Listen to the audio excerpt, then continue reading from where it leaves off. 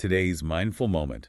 You know how sometimes you feel like to really understand the big issues in the world, you'd have to spend your whole life reading? Yeah. It's like, oh my gosh, how can I even begin to grasp all of this stuff? Yeah, it's super overwhelming. Yeah. What if instead of that, there was a way to get like those key insights in a much more focused way? Welcome to the deep dive. What if, right? Today we're diving into exactly that, efficient understanding. Ooh, I like that. We're calling it Hit me with it. mindful moments. Oh, okay. Not just like, those fleeting thoughts you have, but like these concentrated bursts of clarity on these complex subjects. Okay, so really laser focused, right? Exactly. The Okay. goal is to like extract powerful knowledge without being totally overloaded with information. I love it. Right. Imagine a first lady of the United States and a black educator and activist. You wouldn't think they'd have much in common, right? But the connection between Eleanor Roosevelt and Mary McLeod Bethune really makes you think. It all started in a time of huge societal segregation and political change. Yeah, it's fascinating, isn't it? Their early interactions, even just glimpses into their conversations, their work together, and how they Mhm. each fought against inequality. It's really something. Trying to figure out what brought these two powerful women together back then is what we're trying to do. Okay, so let's break this down. Mary McLeod Bethune talked about how genuinely interested Eleanor Roosevelt was in Bethune-Cookman College.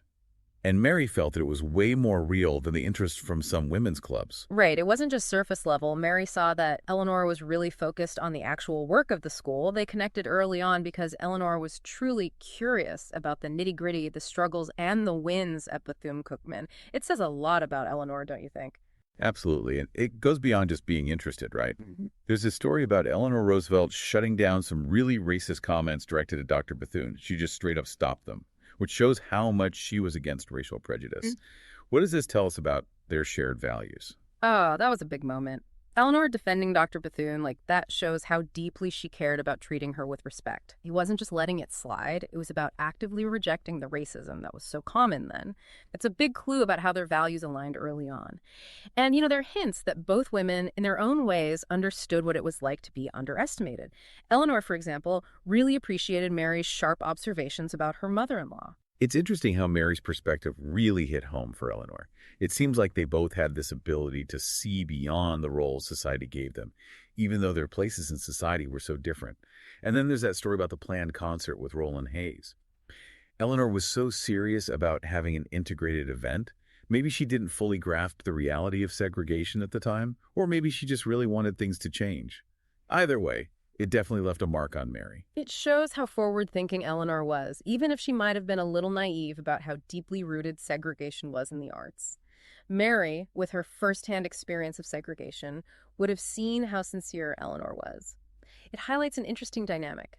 Eleanor was willing to shake things up, sometimes from a place of privilege, while Mary had this grounded perspective from living through it all. And then there's that moment when Mary corrects Mrs. Wallace for calling her just Mary, not Dr. Bethune. It shows how much Mary fought her whole life to be respected, something that Eleanor must have picked up on. Yes, that was a powerful way of standing up for herself. Mary demanded the respect that Black people were so often denied, and her commitment to her own dignity, even in small interactions, probably resonated with Eleanor, who also challenged a lot of social norms. So we can see this foundation of mutual respect building between them. But how did their shared values make that connection even stronger? Both of them, even though they moved in such different circles, were really dedicated to education and the advancement of women and African Americans. That shared passion was huge. They might have had different approaches and resources, but they wanted the same things. Eleanor used her status and growing influence, while Mary worked tirelessly in education and activism to lift up communities that were often ignored. And the sources talk about Eleanor's retreat at Valkill with Marion Dickerman and Nan Cook as a place for honest conversation, heartfelt laughter, and strategic planning. It's easy to imagine that same kind of open and purposeful talk happening between her and Mary. I can totally see that environment helping their bond to grow. And Mary's story about how clearly she saw the vision for her school leading to a big donation, it shows how strong she was and how good she was at getting people to act. Those are things Eleanor would have admired. That story shows how amazing Mary was at explaining her goals and getting people on board. Her belief and her way of talking to people, that's what made her so effective. And Eleanor, also a woman of action, would recognize and value those qualities. Plus, Eleanor talked about feeling limited as a politician's wife and wanting to do something more meaningful. That probably resonated with Mary's drive to make a real difference. This is often where Mindful Moments and our podcasts, an AI audiobook analysis YouTube channel, discovers the most interesting stuff about historical figures. They both wanted to break free from the expectations society had for them. Now, there's a moment that's really revealing. Eleanor seems a bit naive about how widespread lynching was. Mary had to educate her about this awful reality, which shows how different their worlds were. What does this moment tell us about their relationship? That was a crucial point in their learning from each other and growing closer. Eleanor not fully knowing about it shows her privilege, and Mary being direct about the horrors of lynching was a tough but important lesson.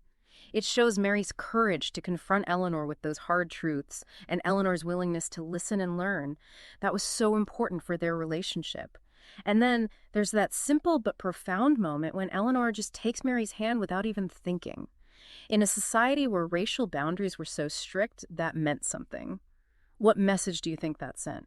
It speaks to a level of trust that went beyond the segregation that was so ingrained in society. Mhm.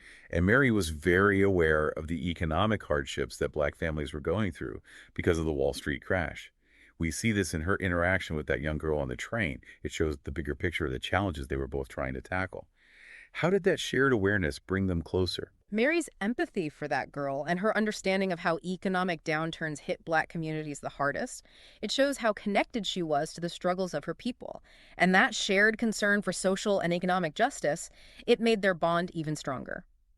There's also a moment where Eleanor assumes that Mary will support a Democrat, which shows that she didn't fully understand Mary's perspective. It reveals a blind spot and the complexities of their relationship, considering the differences in their race and political experiences.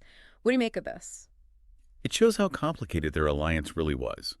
They had shared values, but their political journeys were different. Eleanor's assumption, even if she meant well, shows that she might not have fully grasped the nuances of Mary's position. And then on a personal level, Eleanor confides in Mary about Franklin's infidelity and how much it hurt her. That's a huge sign of trust and vulnerability. Mary, drawing on her own experiences, offers comfort and understanding. What does this intimate moment tell us? That tells us about the depth of their trust and empathy. Eleanor sharing such a painful experience with Mary shows how strong their bond was. And Mary being able to offer comfort from her own life, that made their connection even deeper. They were there for each other emotionally. And then we start to see collaboration emerge. After their talk about lynching, Eleanor keeps offering to learn and help Mary. How do you think those offers shaped their relationship? Eleanor being so proactive after that difficult conversation shows she was serious about taking action. She was willing to use her influence to help Mary address those crucial social issues. It was a big step towards working together.